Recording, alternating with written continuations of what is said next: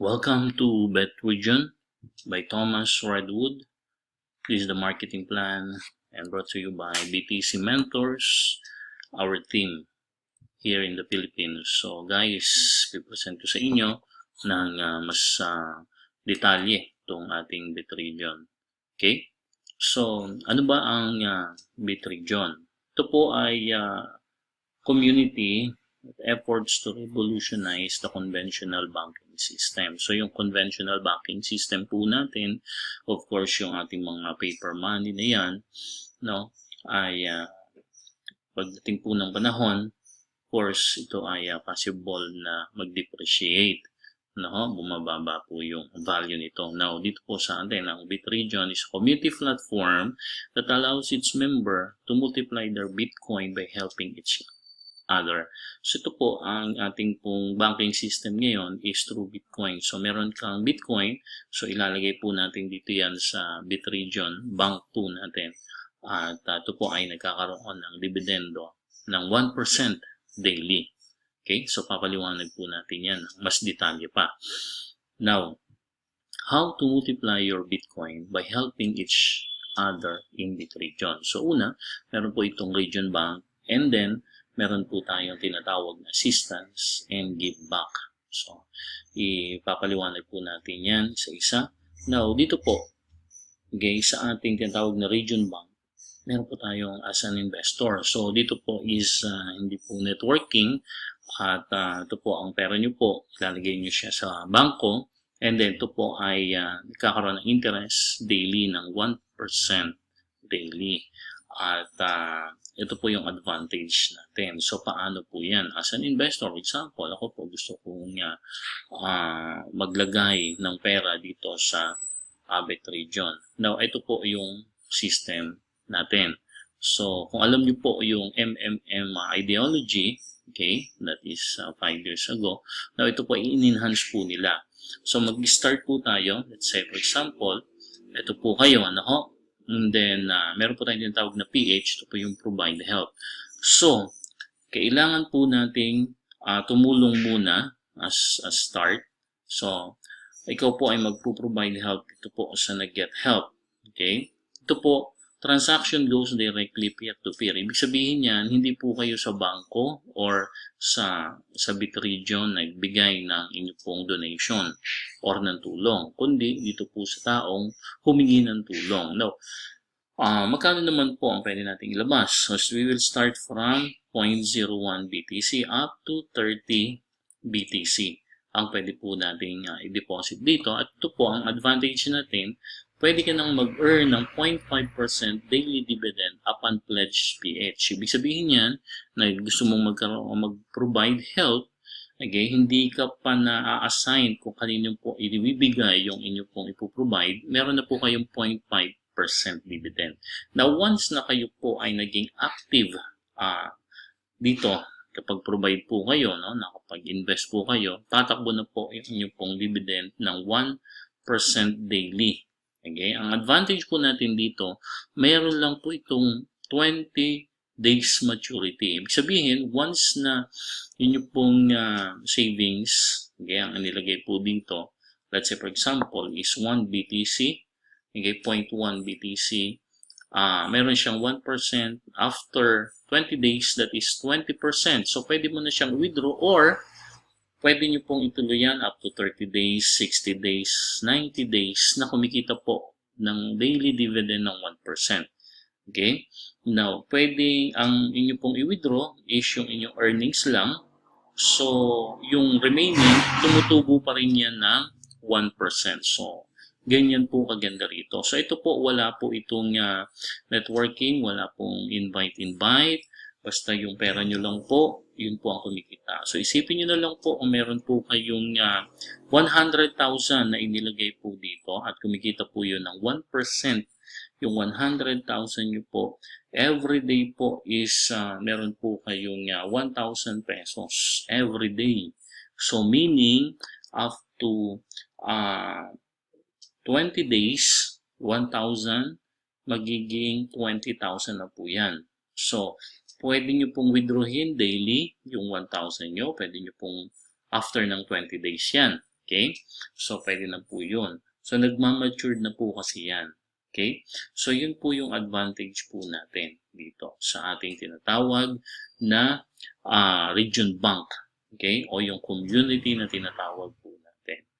At ang advantage pa po natin dito, guys, is yung transaction po natin, hindi na po natin kailangan pang i-confirm kasi automated na po ito. So, sabihin automatic. Let's say, for example, after 20 days, gusto nyo na pong mag-get help, automatic po ang system, ang algorithm po nito, once na na-detect po ng system na kayo po ay nag-get help at may nag-assign po, may nag-provide help, hindi na po kailangan i-confirm nyo yung kanilang ibinigay.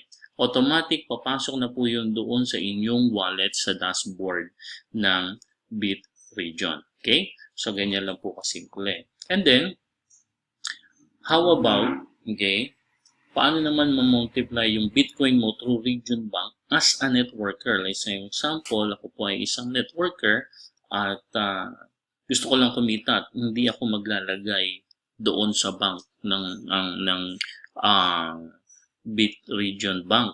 Okay? So, gusto ko lang mag-network, introduce ko lang itong business at napakaganda ito. So, meron po tayong business plan dito.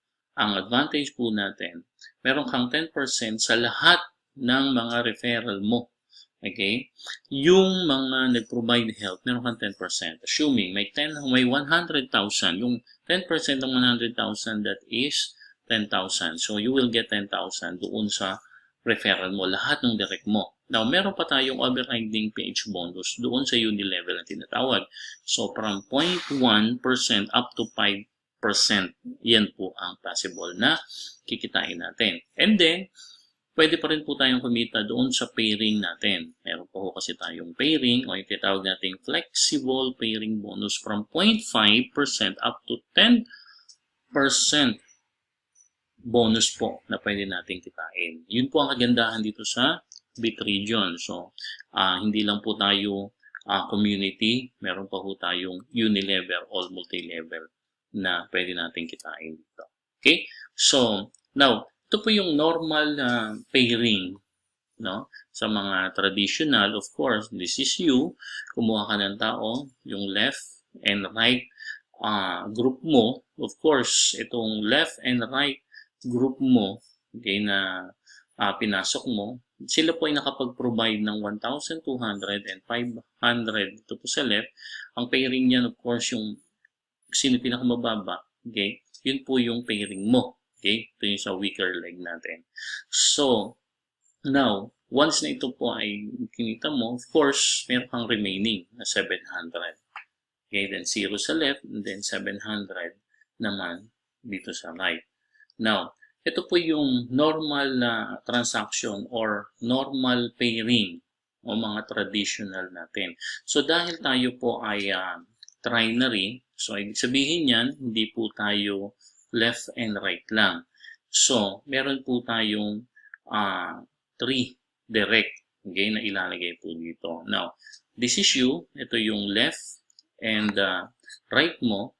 Ang tawag po natin dito is flexible pairing. So, ibig sabihin yan, meron kang tao sa gitna from 1, 2, and 3 mo. Okay? From left, middle, and the right mo, assuming ganoon din po, may 1,200 sa right and 500 sa left, may 800 ka dito.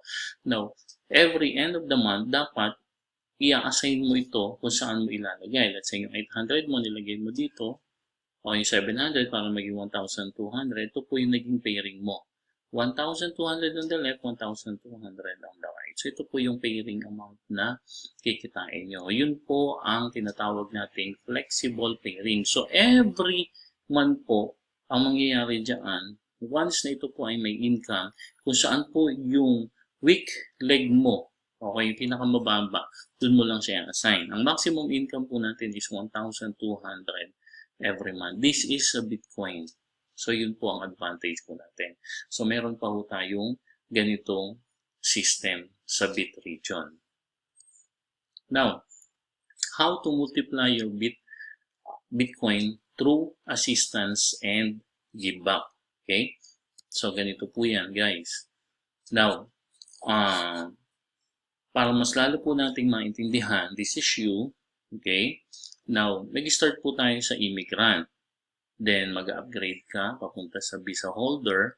And once na ikaw ay visa holder ka na, i-upgrade ka papunta naman sa permanent residence. And, once na ikaw ay permanent na, of course, ikaw ay magiging citizen, upgrade mo siya uli, papunta ng ambassador, and then senator, vice president, and president. Now, paano naman mag-upgrade? So, dito ka mag-start this issue. So, para makapag-upgrade ka, kailangan mo ng 0.15 BTC or Bitcoin.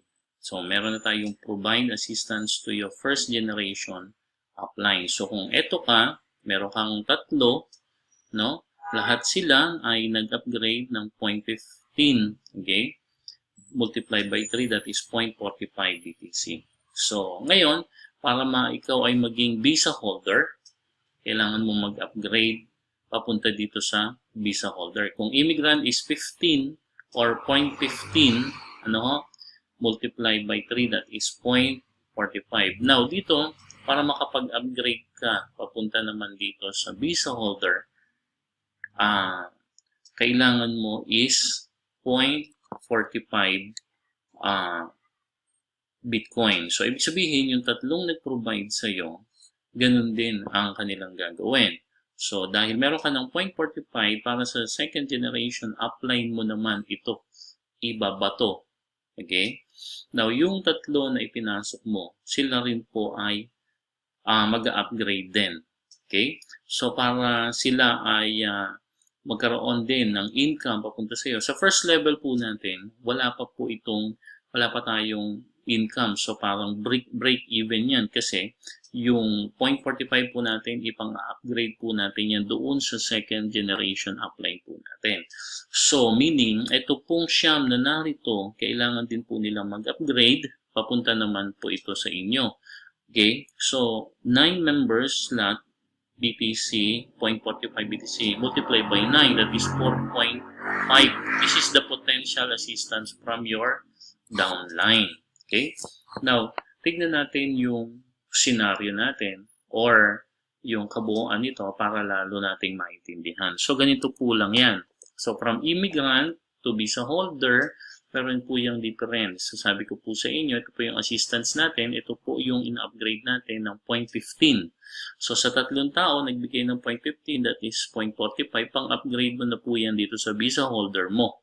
So, ngayon, yung 0.45 na yan, of course, para makapag-upgrade ka, pumunta ka sa permanent, yung siyam na tao, ang possible na income mo, dito may income ka na 4.5.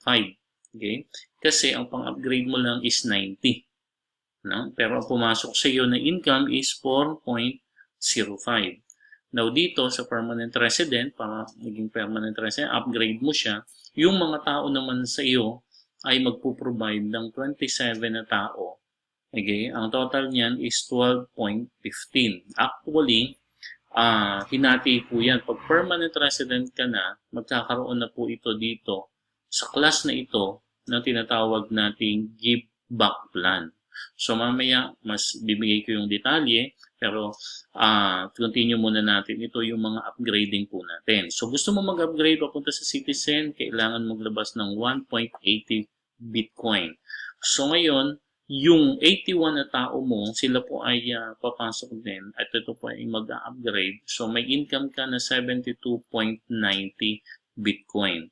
Alam niyo po itong 72.90 Bitcoin na to, once na ito po ay minultiply po natin sa peso natin, ito po ay umaabot na ng 1 million pesos. So, dito pa lang sa citizen, ang laki na po ng ating potential income. Now, dahil Bitcoin po ang pinag-uusapan, ang multiplier po natin, ang isang Bitcoin po sa Pilipinas ngayon is nasa 19,000, paakyat ng 20,000 sa isang Bitcoin. So, isipin nyo po, pag minultiply mo itong 72.90 na yan, multiply by 19,000, abot po yan ng 1 million. Now, gusto mo mag-upgrade papunta ng ambassador, that is 2.40. Ang possible na kikitain is 291.6 Bitcoin. Pero ang nilabas mo lang is 2.40 or 4.20, 6 and 9. So dito, ang possible na income mo is 29,524.5 Bitcoin. Multiply mo by 19,000. Ang possible na income po natin dito guys, tignan nyo po, is 555 million. Kung ito po ay nakapoprovide at sa dami lang po ng tao is 6,561 na tao. Guys, ngayon is nasa 8,800 na ang members natin. So, ibig sabihin, yung pinaka-apply po natin, ito na po ang pwede niyang kinita dahil ang members ngayon is nasa 8,000. Isang tao pa lang ang kumikita nito. Again, ng 29,524. So, dahil ito po ay naka 3/8 po ito, yung tatlo mo, yung pang-apat mo, ilalagay mo na sa second level mo. Okay? Lahat ng direct mo, hindi ka limited sa direct na pwede mong ilagay dito. Okay? Dahil ang mangyayari dyan is spillover, kahit meron kang direct at nalagyan mo, pwede mo itulong yan dito sa pinakababa mo. Okay? So, yun po ang advantage natin dito. Napakalaki guys. Ito po ay batuhan or tulungan. Ito po ay hindi mo ibinibigay sa Bitregion, kundi dun po sa tao. At sila magbabato rin po sa inyo. Ibig sabihin yan, ito po yung tinatawag na hybrid crowdfunding po natin. So, marami pong naglalabas ng crowdfunding. Ito, ang difference natin dito sa crowdfunding sa iba, tayo po may tinatawag na give back. Okay? Ibig sabihin yan, binigyan mo si upline, bibigyan mo rin yung downline mo, yung tatlong direct mo. So, paano yan? Ito po yung tinatawag nating give back. Okay? Ito yung wala yung iba. So, how does it work yung give back plan natin? Now, simple lang naman po. Sabi ko po sa inyo, when you are in the permanent resident at mag-upgrade ka papunta na citizen, ito po ay 1.80. Okay? So, kayo po ito, mag-upgrade ka sa citizen. So, example, immigrant, then visa holder, permanent resident, then papunta ito sa citizen. Now, instead of 1.80, okay, ang binigay sa inyo is 1.80, pero ang matatanggap lang po ng third generation upline nyo po is 0.90. Yung 0.90 po is i-divide po natin yan doon sa tatlong direct mo. Kaya meron po silang matatanggap na 0.30, 0.30, 0.30 yung tatlo na direct mo. Kung ito po sila ay immigrant pa rin, okay, sila po ay makakatanggap. Pero kung sila po ay upgraded na ng visa holder, hindi na po sila. Kung sino lang po yung nasa immigrant position or 2 levels deep mo, okay, na downline. Sila lang po ang makakakuha ng tulong. Okay? Kasi nga dito, dahil give back, kung hindi pa po sila nakaka-upgrade, sila po ay natulungan nyo. Okay? Binigyan nyo sila ng 0.30, 0.30, and 0.30 para makapag-upgrade sila papunta naman doon sa permanent resident. Okay? So, ito po yung permanent resident. So, or papunta sila muna sa visa holder. Okay? So, ganyan kaganda yung tinatawag nating give back plan. So, tayo lang po ang merong ganitong system sa crowdfunding na naglalabasan ngayon. At ang advantage natin is pure Bitcoin yung ating ginagamit. At yung Bitcoin natin, kung kumita ka, ilagay natin sa bangko. At pag nasa bangko yan, kumikita yan ng 1% daily. Now, ito naman po yung passport po natin doon sa Bitregion. Okay? Ang passport natin is required for every transaction. So, ibig sabihin yan, pag mag-upgrade ka, kailangan mo ng passport. Now, ang passport po natin ay may bayad. That this is 0.05 Bitcoin. Ibig sabihin niya, sa peso natin, umabot yan ng 900 to 1,000 pesos. So, bibili ka ngayon ng passport every time na magta-transact ka dito sa Bitregion. Now, dito po, possible pa rin tayo kumita. Let's say yung direct mo, okay, meron kang 10% sa first level mo, second level is 5, 3, 1, 0.1, 0.05, 0.05, and 0.01. Okay? So, meron tayong bonus and overriding. No? So, bakit meron tayong passport na kailangan pa? Of course, si bit region, meron po tayong provide help tsaka get help. Dito po kasi, nilagyan nila ng solusyon. Possible po kasi doon sa community natin, mas marami yung nag-get help kesa sa nagpo-provide help. So, let's say, for example, yung mga nag-provide help ay 20 at yung nag-get help is 20, yung nag-provide is 10 lang. Tama? So, ngayon, ginagawa ni bit region, yung excess po nito ng passport, yun po ang kanilang fund para sila po ay makapag-provide ng get help doon sa mga tao. So, ito po ang advantage natin. Dahil tayo po ay peer-to-peer, ginagawa po nila, nilagyan po nila ng system. Kaya tinawag po natin itong hybrid. No? Unang-una, yung system natin, hindi lang po isa, 3-in-1 at 6 po yung kitaan po natin dito. So, ito po yung passport na tinatawag po natin. Okay? Next. Para lalo po natin mas maintindihan, ganito po ang kabuuan po natin. Now, once na ikaw po ay immigrant na at ikaw ay nagbayad ng 0.15, ito po yung assistant and give back na pwede po nating makuha. Pag immigrant ka na, okay, meron ka ng assistance and give back. Okay? So, dahil ikaw ay nalagyan kahit spillover lang, for example, dun sa baba mo, nalagyan ka ng 3, possible pa rin na pwede kang kumita. Okay? And then, para makakuha ka o makapagbigay ka, makakaroon tayo ng give back plan, kailangan nasa permanent resident ka na para matulungan mo yung mga downline mo na immigrant pa lang sila. Okay? Now, dito naman, once na ikaw ay immigrant, pwede ka nang maglagay doon ng fund sa region bank mo ng Bitcoin. At kumikita po yan ng 1%.